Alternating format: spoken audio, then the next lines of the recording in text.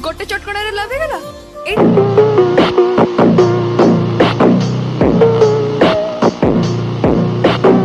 एटा love हबार यथेष्ट कारण नुह आउ किछि अछि यदि कुह देखो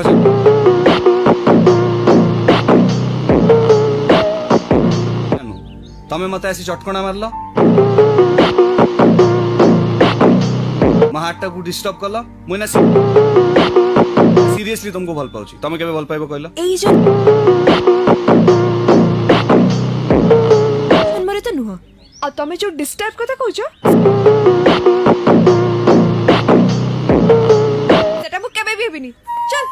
अरे मु किंतु तुमको डिस्टर्ब कर देबी मते समस्ते पचारथिले आगु कोन करबी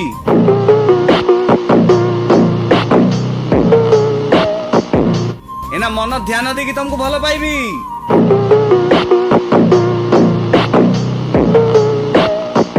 अरे तुमको न पटेला जाय डिस्टर्ब करूथबी हेलो